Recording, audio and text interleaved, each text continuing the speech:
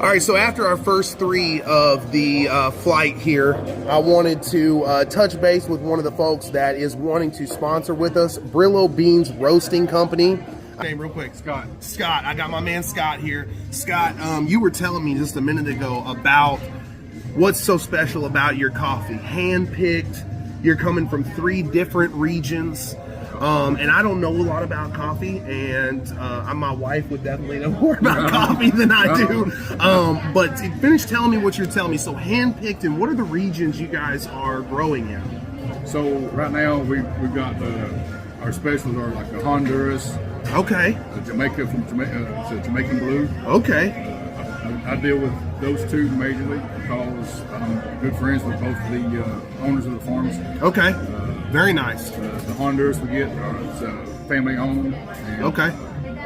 They their sisters are running the farms, so they're doing really good with that. Yeah.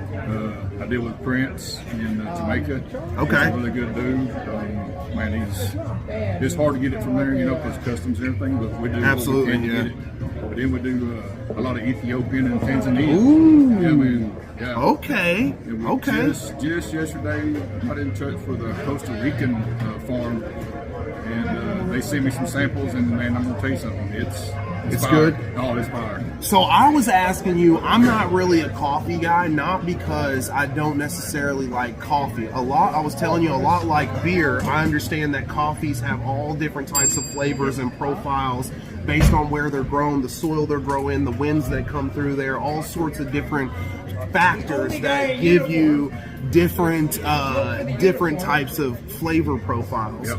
So I was asking, I don't really drink coffee because of caffeine. It doesn't work with me well.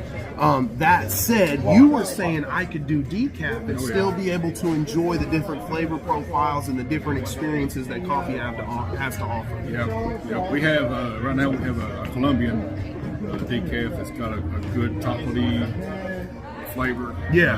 The back taste. It's kind of like drinking beer. You got the hoppy, and you got a florally taste. Yeah. Or whatever. What we found that is what we try to stick to is a molasses, caramel, or chocolate. Yeah, man. Okay. So okay. That way, when you're drinking it, and after you get to drink it, you don't have that nasty black coffee. Taste. That bitterness. Okay. Yeah, I got you. We try to keep the bitterness out of it, so we don't go to a super dark roast like you can get in grocery stores or these big box stores. Now, where is Brillo Beans located? Where can folks come and get some of this coffee at? So, of course, Flavor. Okay. They sell it by the bag. Mark sells it? Yeah, man. Okay, all right. So our people are plugged in. Yeah. Let's go. Okay. And you can get it at Rev. Boulevard, Rev Coffee and Book. Here in Chattanooga. Okay. Right in Hickson. Okay. You can get it at Rolling Oaks Distillery in Dunlap, right up 111 at Jones Gap Road. Okay. Right there is a good place. They sell it by the bag. They probably brew it in the morning times. But like I said, Rev, she was my very first one. Yeah. She hammers it out pretty good. All right, so one more piece here from Brillo Beans Roasting Company. I want Scott to explain the colors and the significance of his card here. I think it's going to be very interesting to you guys, and it's really, really important for information like this and what do you call them, organizations like this to be brought to the public so that awareness is out there, and not only awareness, but the ability for these organizations to continue to research and do what they can do to put diseases and things like this to death permanently. So I'm going to pass it over to you, Scott, here. Tell them one more time the color significance of the green and the purple and the organizations that Brillo Bean Roasting Company is a part of real quick. Go for it. So the green is for lymphoma awareness. Our son in 2018 was diagnosed with stage 3 large B-cell lymphoma. He was a fighter. He brought through it, and he's doing good now. The purple is for my queen, for my wife, because I thought her favorite color was purple. What was I wrong? But anyways, it's actually turquoise, but turquoise doesn't fit the colors, so she's happy with the purple.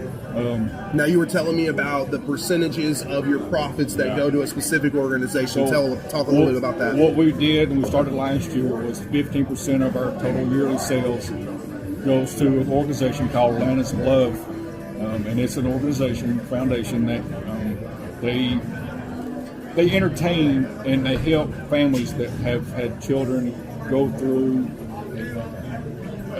or went through some kind of childhood cancer. Okay. We're actually working with the Barn Nursery here in Chattanooga. Okay. Yeah. Because that was their family. Lana was, that was their daughter. Okay. And so we're working with Cole with all that to get more stuff going like this right here. Yeah. So just remember, every purchase you make. Yep, that's what I was going to say. It's going to be a big purchase. It's going to help some family or help this organization do a concert.